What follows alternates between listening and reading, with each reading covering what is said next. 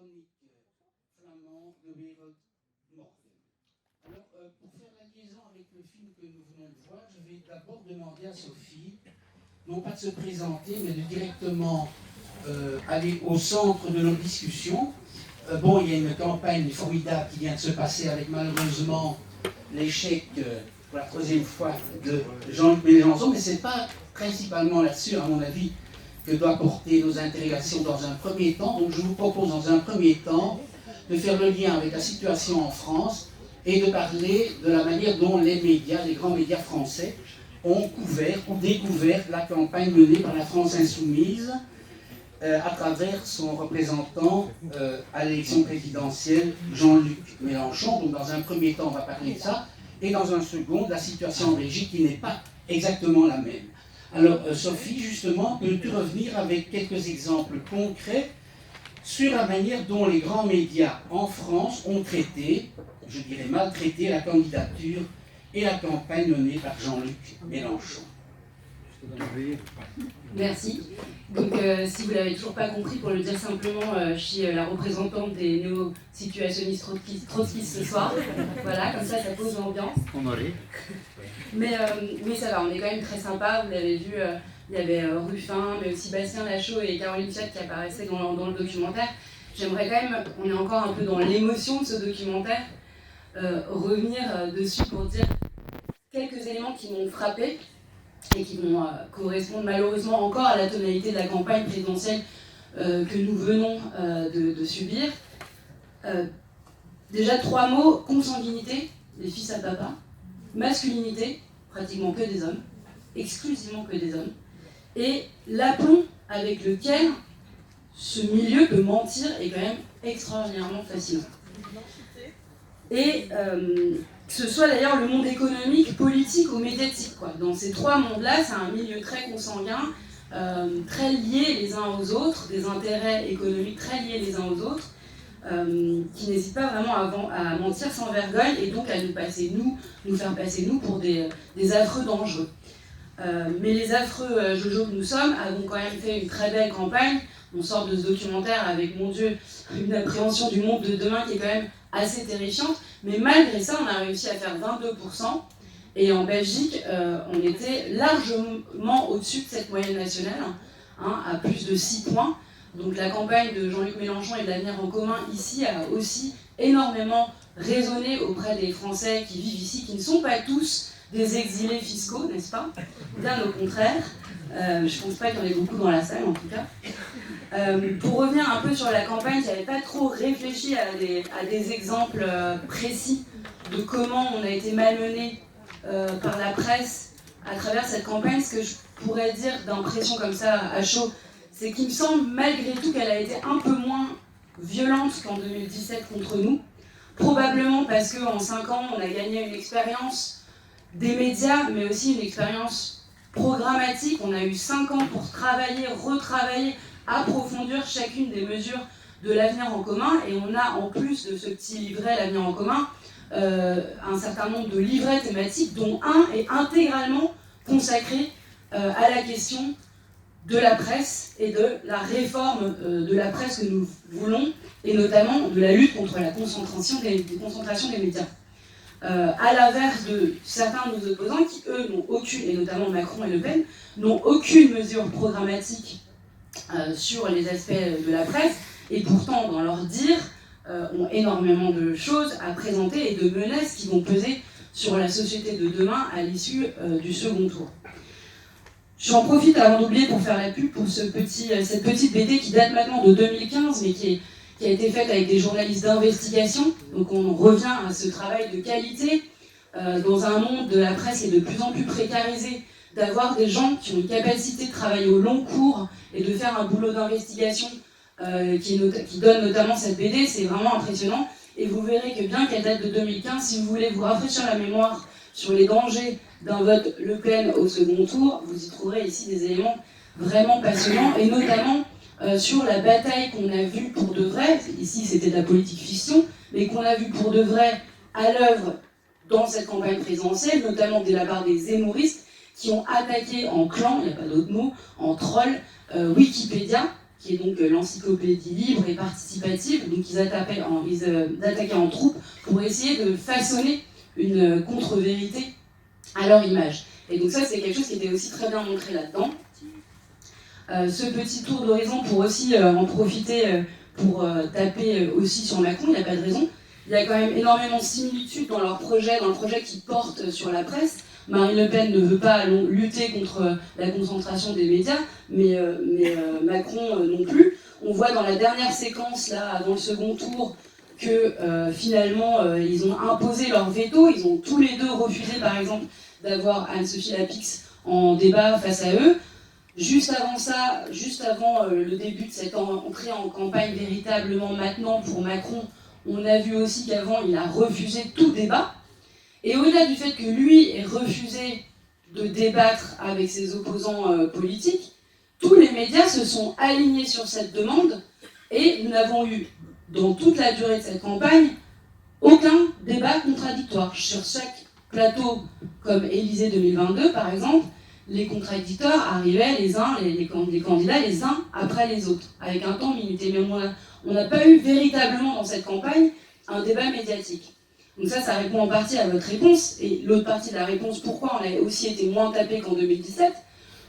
Probablement aussi parce qu'entre-temps, nos réseaux, les propres canaux de communication que nous sommes créés, ou que nous avons aidé à créer, ont pris de la graine et la plante a poussé. Et c'est devenu des choses et des projets aujourd'hui magnifiques, tels que le média, tels que l'insoumission, tels que d'autres plus éloignés qui ne sont pas nos canaux à nous, mais que nous avons participé à soutenir. Il y a quand même une presse, disons, de gauche qui existe dans ce pays, qui peut susciter quand même encore des espoirs, tels que Mediapart et d'autres, qui parfois nous ont pas non plus épargnés, et ils ont raison de le faire, c'est leur job.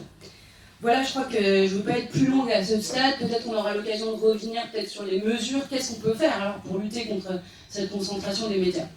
Alors, je vais donner la parole à la salle. Est-ce qu'il y a ici des amis qui ont pris la peine, lors de la campagne, de regarder la télévision française ou d'écouter des médias, des radios françaises pour commenter la manière dont, justement, ils ont plus ou moins donner la parole, boycotter, notamment les représentants de gauche. Je pense ici au PCF, qui avait sa singularité, mais aussi Jean-Luc Mélenchon. Personnellement, j'ai fait l'effort, c'était un effort, d'écouter Europe numéro 1, notamment le débat qui a lieu tous les dimanches à partir de 10h, où l'animatrice est une très bonne journaliste de droite et qui est accompagnée par deux personnes qui sont censées être opposées, mais qui sont de droite, et un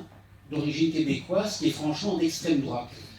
Et je dois dire que cette radio, qui est maintenant sous la coupe de notre ami Bolloré, c'est une émission politique engagée à l'extrême droite et qui donc tapait tout le temps sur Mélenchon. Mais je pense que tu ne l'as pas régulièrement écouté. Pour ce qui concerne RTL, la radio, qu'on peut toujours entendre en ondes longues, sans être obligé d'utiliser son smartphone, c'est une radio qui, tous les jours, organise un débat à partir de 12h30 avec les auditeurs. Et c'est l'occasion pour RTL, ça a été l'occasion, au départ, et de manière systématique, de valoriser la candidature de Zemmour. On n'a jamais parlé de Mélenchon, sauf pour dire que c'était un utopiste, non, un populiste, donc en le renvoyant dans le rang des populistes, donc des extrémistes, et ce n'est qu'à la fin qu'ils ont bien été obligés, évidemment, dans le cadre imparti par la loi, de donner aussi la parole à Jean-Luc Mélenchon, à discuter de son programme, mais c'était fait, je crois, ils en étaient un peu tristes d'être obligés de respecter les temps de parole pour les différents candidats en tout dernier. Donc je pense que, en tout cas pour les médias radio, moi j'ai pas la télévision, donc je ne regardais pas vraiment France 2, mais RTL, qui est la première radio la plus écoutée en France, a, pendant les 3/4 de la campagne, valorisé et poussé Zemmour, au même titre que les médias dont on a parlé dans le film. Alors, est-ce que vous avez des questions à poser à notre ami ou des réflexions sur le propre de la campagne française et des médias français dont l'évolution, la concentration ne ressemble pas exactement au phénomène qu'on rencontre dans la presse francophone et dans les médias belges. Donc, à vous la parole. Est-ce que il y a une question dans la salle? Parce que sinon, en tout cas, votre réflexion me parle au sens où je reproche pas tant à Europe 1 d'avoir sa ligne éditoriale. Le sujet n'est pas là, c'est pour ça que je ne passe pas mon temps à écouter Europe 1. J'ai bien d'autres choses plus intéressantes à faire. Mais c'est le problème, c'est ce que je reviens à mon point de départ, la consanguinité et le pouvoir de frappe au-delà même simplement de Europe 1 qu'ont ces réseaux pratiquement de barbouzes, quoi. Donc le problème par contre que vous touchez du doigt, c'est le temps de parole. Et l'iniquité du temps de parole avec un CSA aujourd'hui qui est basé sur un croisement entre la taille du groupe à l'Assemblée nationale, ça c'est plus ou moins démocratique, et les sondages. C'est-à-dire que les sondages aujourd'hui, qui sont globalement tous extraordinairement mal faits, et je crois que ça a été vraiment encore une fois confirmé à cette présidentielle, c'est que c'est les sondages qui vont déterminer le temps de parole dans un certain moment de la campagne qui est crucial pour nous. Et c'est ce qui a fait, y compris dans la dernière séquence et les tout derniers jours avant le premier tour, que vous avez eu sondage après sondage qui martelait qu'on n'allait pas le faire, quoi, et que ça peut jouer dans la capacité auto-réalisatrice, auto-performative de la réalité dans les urnes ensuite, quoi. Et le fait qu'il nous a manqué dans les sondages quelques points a pu jouer sur le fait qu'il a manqué quelques points dans les urnes ensuite, quoi. Je crois que voilà, ce pouvoir aussi des sondages, parce que là on n'en parle pas dans le documentaire, mais je suis pratiquement sûre que si vous voulez faire un maillage de qui détient les grandes compagnies de sondage, IFOP et compagnie, vous trouverez des copinages dans tous les sens. Et ce sera le fils d'eux et le cousin de machin truc. Ce sera un peu la même chose, voilà. Je pense que c'est ça aussi qu'il faut noter dans cette première réflexion. Alors, je vais laisser la parole à nos deux autres. Ah oui, alors allez-y, monsieur. Ah, je vois cette une dame, excusez-moi. On vous donne le micro? Non, je parle assez fort, non? Ouais. Non, même du coup, j'ai aussi un peu suivi les campagnes vite fait, puisque je ne veux pas. Je déteste les micros. Et j'ai vu qu'effectivement, vous n'étiez pas trop présent à la télé, mais par contre, sur les réseaux sociaux. Sur les réseaux sociaux, vous étiez vachement présent, et c'est peut-être ça un peu qui vous a fait remonter. Personnellement, quand j'ai vu vos chiffres, j'ai cru que vous alliez avoir moins, alors que c'est triste, parce que justement, vous n'êtes pas du tout à la télé. Est-ce que vous allez plus vous projeter dans les réseaux sociaux à l'avenir? Parce que ça a l'air de marcher, en vrai. Ouais. En réalité, c'est une stratégie qui n'est pas nouvelle chez nous. De la même façon que nous avons créé nos propres médias, telle l'Insoumission, on a investi le champ des réseaux sociaux assez tôt, dès 2017, et la chaîne YouTube de Jean-Luc Mélenchon, par exemple, est la première chaîne politique de France. Et ce, un titre record que nous détenons depuis quelques années, c'est peut-être pas de cette campagne-là. Donc oui, à défaut de pouvoir avoir la place que nous méritons dans les médias traditionnels, les réseaux sociaux, avec toute la limite qu'ils peuvent avoir par ailleurs, y compris en termes de non-transparence des algorithmes, etc., nous ont quand même donné une opportunité d'aller parler aux gens directement. Et il y a aussi cet aspect-là. C'est-à-dire que les FAQ, les foires aux questions de Jean-Luc Mélenchon en direct, avec des gens qui peuvent directement poser la question à un candidat à la présidentielle, c'est inédit. Et c'est quelque chose qu'on a été véritablement les seuls à faire, quoi. Les influenceurs aussi, un petit peu, utilisent ça. Alors, on peut toujours revenir sur entre guillemets, la problématique française, mais je vais quand même donner la parole à nos deux amis, à nos deux autres invités, et par politesse, non, pas par politesse, ni par galanterie. Je vais donner la parole à Martine. Vas-y. Vous avez une question? Non, mais tu peux faire le lien et parler de la situation en Belgique. Bon, alors je ne sais pas si c'est un débat sur la campagne de M. Mélenchon ou si c'est un débat sur la concentration des médias. Mais moi j'avais compris que c'est sur la concentration des médias et un peu peut-être la différence de situation entre la France et la Belgique. je dirais que c'est très différent. Donc moi, je suis secrétaire général de l'Association des journalistes professionnels en Belgique et secrétaire national de l'Association générale des journalistes professionnels belges. Donc à la fois la partie francophone que je connais mieux, mais aussi la partie nationale. Et ça fait 30 ans que je fais ce métier-là, donc j'ai quand même un certain regard à la fois sur les mouvements capitalistiques qui se sont produits au sud comme au nord, mais vous parlez mieux du nord que moi, je pense. Donc moi, je vais parler du sud. Donc, je vais vous dire qu'avec la France, il y a quand même de très très solides différences qui tiennent à plusieurs choses. D'abord, le degré de concentration des médias. Je ne vais pas vous donner des chiffres, mais je vous renvoie vers un article que la Ligue des droits humains a mis en ligne, qui est un article de Jean-Jacques Jespers, qu'elle a mis en ligne hier ou avant-hier, je pense. Ce sont toutes des chroniques sur les médias qui sont bien faites et assez intéressantes, où Jean-Jacques Jespers explique que le niveau de concentration des médias en Fédération Wallonie-Bruxelles est 4 à 5 fois moins élevé que le niveau en France. Donc il est 5 fois plus élevé en France. Donc il est plus concentré. Ça, c'est la première chose. La deuxième chose, c'est la nature de l'actionnariat. Donc, on n'a pas en Fédération Wallonie-Bruxelles des types d'actionnaires comme Bolloré ou Pinault, etc., qui ont des médias comme des danseuses et puis, en fait, toute une autre activité qui est de type économique. Les éditeurs qu'on a, et je pense que c'est une chance qu'on a encore, en tout cas en Fédération Wallonie-Bruxelles, mais en Flandre aussi, ce sont des éditeurs professionnels, donc ils n'ont pas des groupes commerciaux avec d'autres intérêts. Ou s'ils en ont, c'est vraiment pas la majorité de leur activité. Autre chose, et je pense que c'est important, c'est la manière dont les rédactions sont organisées chez nous et ne sont pas organisées en France. Donc pour nous, la France, excusez-moi, je vais dire quelque chose de pas gentil, mais ce n'est plus un modèle depuis très longtemps, ni sur le plan de la législation média, ni sur le plan de l'organisation des rédactions, ni sur un plan syndical. Si je prends juste le plan syndical, tous les syndicats de journalistes en France, où il y a 35 à 37 000 journalistes selon les années, tous les syndicats de journalistes en France réunis ont moins de membres que nos organisations professionnelles, AJP et VVIA en Flandre, ensemble. Donc nous avons 5 000 membres, et en France, tous ces syndicats ont 5 000 membres sur un marché potentiel de journalistes ou sur une cible possible d'affiliation de 37 000. Autrement dit, ils sont très peu représentatifs. Autrement dit, nous sommes très représentatifs. Nous, on a 80% d'affiliés. Pourquoi ? Parce que les syndicats français de journalistes sont essentiellement des syndicats politisés, qui viennent de milieux industriels. Je ne vais pas faire toute l'histoire syndicale française, vous la connaissez sans doute mieux que moi. Mais en tout cas, la représentativité des syndicats, et donc leur force, et donc leur rapport de force, est très faible en France.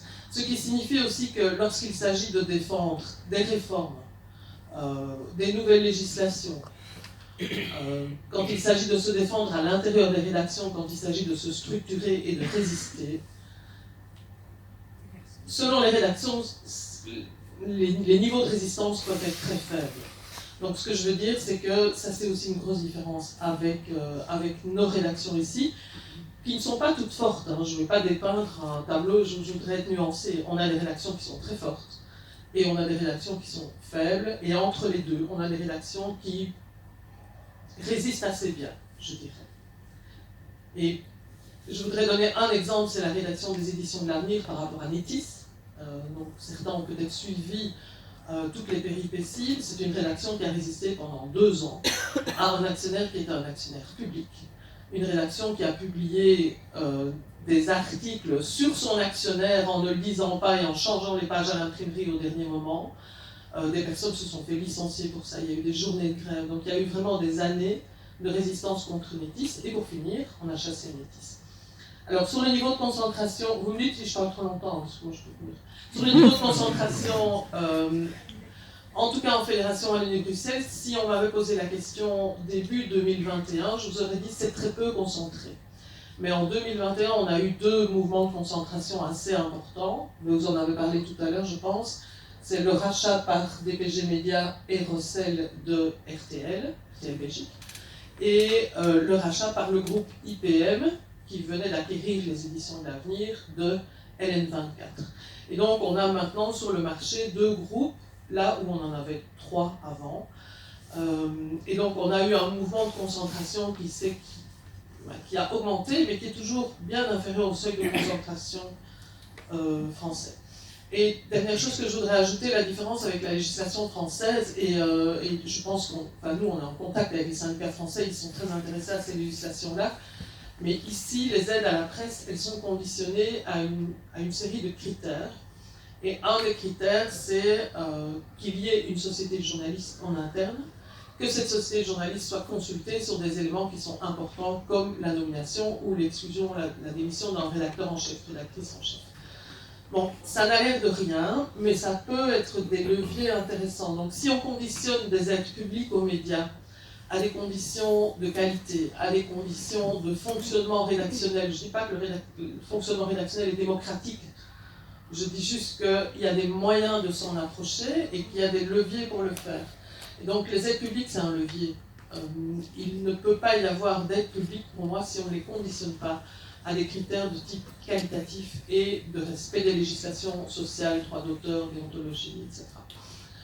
Donc voilà, c'est pour moi tout ce qui fait la différence avec la France, et je pense qu'en Belgique, on ne pourrait pas faire ce genre de document, enfin j'espère qu'on ne pourra jamais le faire, qu'on vient de voir, ou alors ce sera très pauvre, mais je crois que ce sera juste pas possible. Je vais donner la parole à Laude, donc, qui est un journaliste néerlandophone, mais qui parle très bien le français. Donc vous pourrez aussi lui poser des questions. Laude, je vais te poser une question brute de décoffrage. Pourquoi as-tu voulu travailler dans ce journal alternatif de Wereldmorgen? Pourquoi? Tout d'abord, le nom de Wereldmorgen, il ne faut pas le confondre avec De Morgen. De Wereldmorgen, le monde de demain, ça existe comme nom, ça a vraiment un grand nom dans la mouvance progressiste en Flandre, avant que même De Morgen s'appelait encore Vooruit ou de Volkskrant. Donc, juste pour faire cette distinction. Pourquoi? On existe depuis 11 ans, on est un collectif de 5 journalistes, 5. On survit chaque année, comme ça, comment on dit en français que chaque année, c'est ça, mais ça fait déjà 11 ans, et pourquoi moi je suis allé dedans? Ouais, c'est tout à fait simple, parce que mon expérience, j'ai déjà 69 ans, mon expérience, une des seules avantages de vieillir, c'est d'avoir beaucoup d'expérience. C'est que les médias en Flandre, c'est terrible. Moi, je ne peux pas être si positif en vue de l'indépendance des rédactions, des journaux, de la télévision et tout ça. En réalité, et c'est pourquoi quelqu'un devient activiste, je sais que ça ne se dit pas pour un journaliste. Moi, je pense que le journalisme fait d'investigation et tout ça est activiste dans un certain sens pour le droit international, etc. Mais en tout cas, je voudrais un peu, au lieu de parler de moi-même, juste un peu donner un tout petit portrait, je ne vais pas prendre beaucoup de temps, du paysage média en Flandre et aux Pays-Bas. Parce que c'est un peu bizarre, parfois en néerlandais on dit la Flandre et les Pays-Bas partagés par une langue commune. Ça se dit comme ça. Parce que je constate que l'intérêt, par exemple, dans les médias francophones belges, pour par exemple les présidentielles en France, c'est énorme. En Flandre, tout ce qui se passe aux Pays-Bas, c'est un sujet entre les autres. Et pour les présidentielles en France, je m'excuse aussi, je suis un peu dur, oui, il y a un type qui s'appelle Zemmour, qui fait un peu la bagarre, et c'est un peu tout. Donc, le provincialisme, on dit ça comme ça, des médias en Flandre. Ce qui est bizarre, parce qu'il y a ce manque d'intérêt entre Pays-Bas et la Flandre, mais en même temps, les médias en Flandre, les groupes, les concerns, comment les holdings, sont plus intégrés aux Pays-Bas et en Flandre que par exemple en partie francophone de la Belgique et en France. Je pense qu'il n'y a presque pas d'intégration, je ne sais pas, je ne connais pas, mais là c'est presque une intégration tout à fait d'organigramme, comment on dit ça. On pourrait penser, par exemple en Flandre, il y a donc 5 grands groupes médiatiques. Quand je dis grand, il faut voir ça à l'échelle de la région néerlandophone. Évidemment, quand on compare avec les groupes français, ce sont des petits. Mais il faut voir ça proportionnellement. Ces groupes sont plus dominants en Flandre et aux Pays-Bas que ces groupes-là en France, encore plus. On pourrait penser, quand on vous montre le paysage, qu'on a encore un pilier assez grand, c'est vrai, du VRT, la télé publique. Mais ne vous faites pas d'illusions, le conseil d'administration de la VRT est composé en 60% de droite et d'extrême droite. Et ça se voit, les talk shows et tout ça, ça se voit, les personnes qui apparaissent, c'est toujours Bart de Wever, c'est Theo Franken. Je ne sais pas si ces noms vous disent quelque chose, probablement. Theo Franken et Tom van Grieken, qui paraissent comme des gens tout à fait, qui ont une opinion entre les autres. Mais quand je dis les noms de ces groupes, il y en a certains que vous allez reconnaître. DPG Media, qui est en Flandre et aux Pays-Bas le plus grand, et qui n'est pas tout à fait intégré, mais ils sont quand même dans un holding commun avec DPG Media. Je ne sais pas comment exactement, mais ils sont un peu indépendants. Ils ont le même intérêt, évidemment. Il y a Media House, oui, comment je dirais. Mais ce qui est intéressant, c'est que DPG Media Benelux et la dynastie, l'oligarchie, on dit ça comme ça, l'oligarchie, l'oligarchie Vantilo. On va toujours dire, oui, le fils n'est pas responsable pour ce que le parent, Christian Vantilo, est le fils d'un ancien collaborateur. Je ne sais pas qu'en néerlandais, quand on utilise le mot français collaborateur, ça a un sens spécifique, péjoratif, dans le sens collaborateur avec l'occupation allemande. Oui. Donc, et le groupe Media House, qui est dominé par Thomas Leysen, fils d'un ancien Waffen-SS, qui était très comment dire, flexible. Il était en même temps dans le nationalisme flamand extrémiste et en même temps il était dans le mouvement de Rex Léon de Gueule.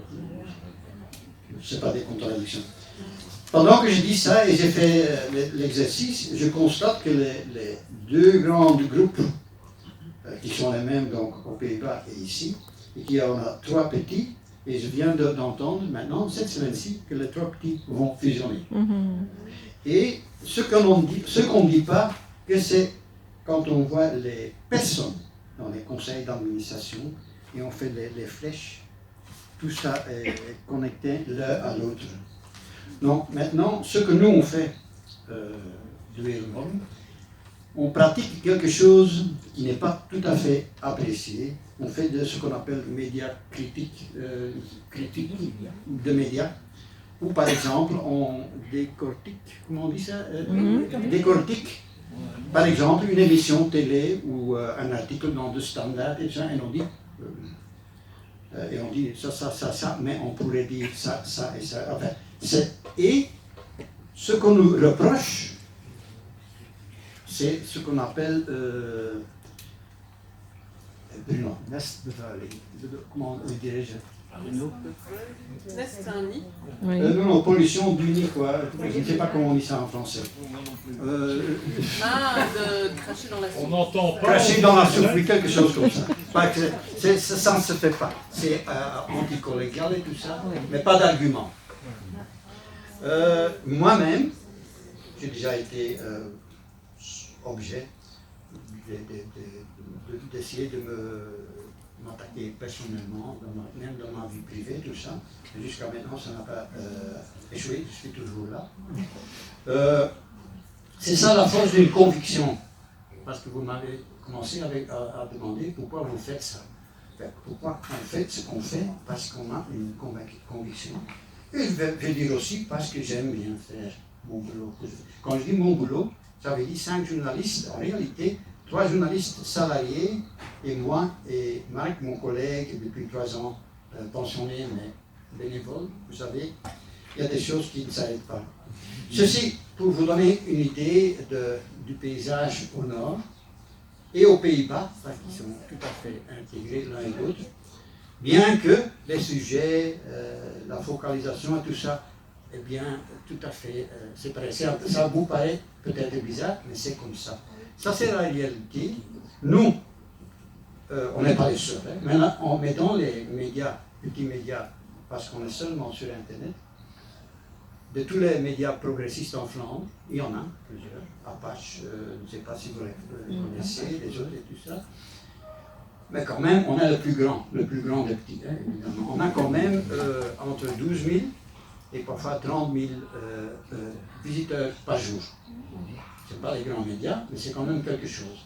Et d'où on estime, hein, parce qu'on ne peut pas calculer exactement, à peu près entre 12 et 15% des Hollandais, des Néerlandais. Donc, et qui nous disent souvent comment ça se fait que ça n'existe pas aux Pays-Bas. Ben, on a tout l'intérêt à commencer, mais il y a une chose qui nous préoccupe, c'est l'argent. Donc la question, alors je vais vous poser, vous proposez de poser des questions parce que nous sommes évidemment toujours limités par le temps. Dans 7 minutes exactement, il y a une autre séance. Donc si vous voulez poser des questions, n'hésitez pas. Monsieur, on va vous donner un micro. Ici, voilà. Oh. Ah, mais vous n'êtes pas loin. Allez-y. Oui, merci à tous les trois. J'ai une question pour Madame Simonis qui a bien explicité la différence entre la France et la Belgique sur la question syndicale, mais n'a pas expliqué les différences sur les autres questions, notamment législation et capitalistique. Si les actionnaires belges ou d'autres pays ne se précipitent pas sur les médias belges, j'imagine que ce n'est pas par bonté d'âme ou par conviction d'intérêt général. Donc, qu'est-ce qui explique cette différence? On va poser peut-être une série de questions et puis donc ça c'est pour Madame Simonis, oui. Donc oui, Madame Simonis, aussi, moi c'est une question pour Madame Simonis.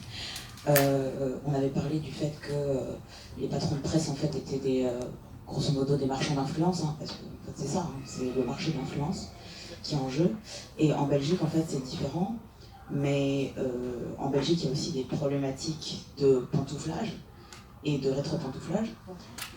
Et donc moi ma question c'était le lien qui est fait en France concernant les politiques et les gens qui sont impliqués en fait dans la sphère politique avec les médias, et en Belgique aussi un peu le même schéma, donc c'est-à-dire des gens en fait qui font partie de partis politiques qui vont ensuite par exemple à la RTBF et qui reviennent ensuite dans les partis politiques. Donc j'aimerais savoir ce que vous en pensez. Est-ce que vous pensez que ça allait se développer ce genre de choses quoi?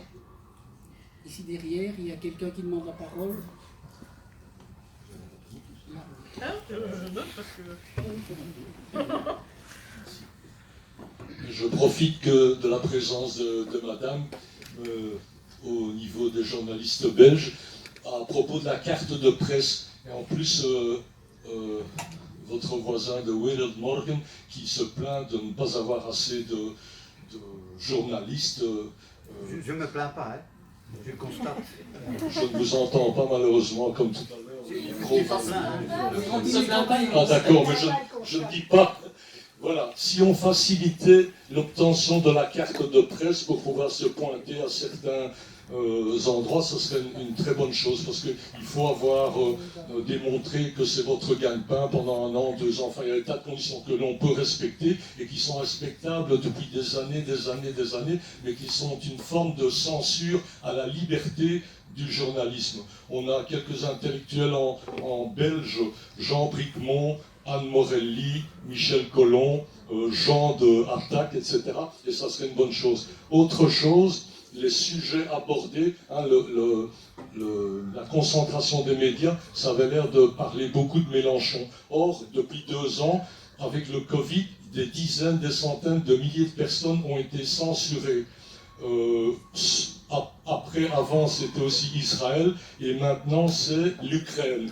Donc, au lieu de traiter les gens de complotistes, certains se contentent de la première syllabe. Voilà. Ok, merci. Je peux répondre à 3 questions. Non, on va se répartir les... Donc il y avait une première question qui était posée par monsieur sur la Belgique. Allez-y Martine, allez-y. Alors, pourquoi les actionnaires ne se précipitent pas sur les médias? parce que c'est pas spécifiquement un secteur très rentable, première chose. Les groupes de presse sont à la corde. Hein. Peut-être pas Rossel qui est dans une situation plus confortable, peut-être pas DPG Média, notamment en raison de ses extensions aux Pays-Bas, mais le groupe IPM a toujours eu des difficultés, le groupe RTL en a eu aussi, donc c'est pas spécifiquement des groupes qui sont rentables. Ça, c'est la première chose. Est-ce qu'il y a d'autres législations en Belgique dont je n'ai pas parlé et dont je devrais vous parler? C'est pas une législation comme telle, mais on a un cordon sanitaire dans nos médias. Et ce cordon sanitaire, pour moi, c'est super important. C'est parmi d'autres choses, et notamment la vivacité de la société civile, c'est ça qui a fait la résistance à l'extrême droite en Fédération Wallonie-Bruxelles. 1. La bêtise de notre extrême droite, son inorganisation, on est bien d'accord. 2. Le fait que les médias ne leur donnent pas la parole en direct. Pour nous, c'est super important. Un Zemmour chez nous, il passe sur aucune télé, il n'est interviewé en direct nulle part. Il y a un cordon sanitaire qui tient jusque-là. C'est pas la même chose en Flandre. Donc c'est vraiment une exception Fédération Wallonie-Bruxelles. J'aimerais bien souligner ça parce que c'est pas évident pour les journalistes de tenir cette exception cordon sanitaire. On leur dit pourquoi vous faites pas comme en France. En France, on invite Marine Le Pen, on invite. Et demain, si on a un leader d'extrême droite ici qui parle bien, qui devient populaire, etc., il y aura une pression énorme sur nos rédactions pour rompre ce cordon sanitaire. Et nous, on est derrière ce cordon sanitaire. Oui, je sais. Sur le pantouflage. Alors, moi, je ne connais pas ce terme pantouflage, qui doit être un terme très français. Mais si j'ai compris, c'est les allers-retours entre la politique et... c'est donc ça notre question. Entre la politique et le journalisme. C'est ça, hein, c'est les allers-retours. Ouais. Ça existe.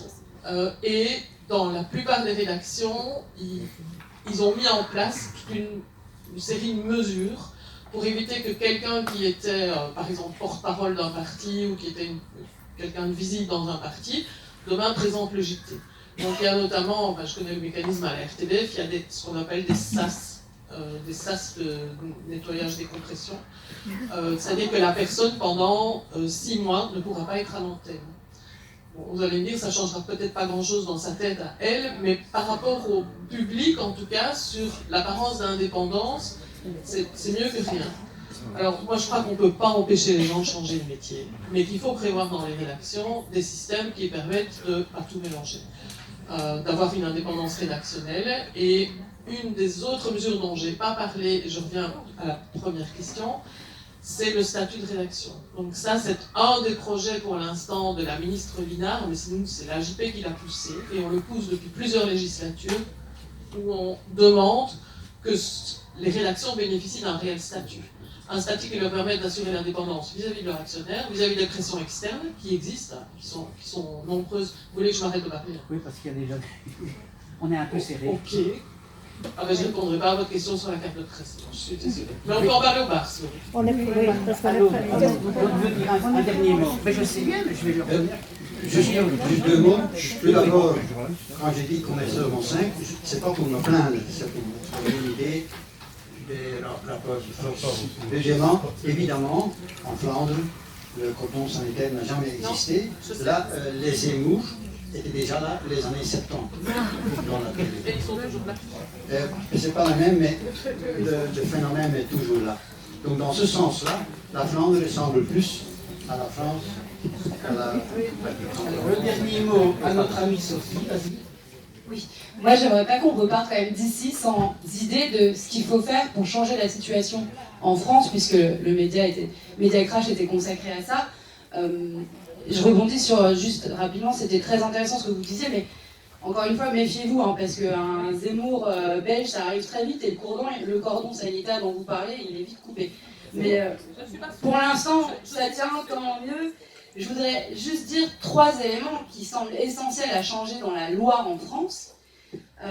Pour la concentration des médias, la loi actuelle, elle date de 1986. Autant vous dire qu'elle est complètement inadaptée aux enjeux d'aujourd'hui. Il faut absolument changer la répartition des subventions. Aujourd'hui, pour prendre un seul exemple de subvention, vous avez une subvention à la diffusion. C'est-à-dire que plus vous êtes gros, plus vous recevez d'aide. Donc c'est un système qui marche sur la tête, qu'il faut complètement inverser. Les subventions aussi aujourd'hui il n'y a pas de lutte contre la concentration horizontale, si vous voulez. Elle marche que par secteur, la lutte contre la concentration. dans la télévision, dans la presse papier, dans la radio. Il faudrait, on le voit, la pieuvre Bolloré, elle est tellement grande qu'il faudrait une loi de concentration transversale sur ces secteurs. Troisième, dernier point sur la concentration, le droit de veto, ça se passe par une personnalité juridique et un droit à l'agrément, voilà pour la partie technique. Deuxièmement, la démocratie, très important, il faut que les présidents de France Télévisions soient élus par le Parlement national français et non par le fait du prince et le président de la République qui est omnipuissant dans notre système de la Ve République, et ça ne peut plus fonctionner comme ça. Il faut une présidence qui soit le reflet de la société française, une présidence de la télévision française qui en soit le reflet. Et juste dernier point, je suis sûre qu'ils ne peuvent pas s'entêter et de plus, parce qu'il faut absolument repartir avec des idées quand même en tête de ce qu'on peut faire et pas juste être abattu devant un documentaire. Le dernier point, protéger aussi nos journalistes, parce que c'est eux qui vont d'arrache-pied batailler contre Bolloré en Afrique et comme d'autres exemples qu'on a vus. Et vous vous souviendrez que Macron, c'est la loi sécurité globale avec l'article 24 qui interdit désormais aux journalistes d'aller filmer des images de gens qui se font tabasser dans une manifestation. Donc, protéger les journalistes, je ne vous donnerai pas les 3 derniers points, mais abolir la loi sécurité globale, c'est déjà un premier élément de protection. Voilà, merci. Bravo!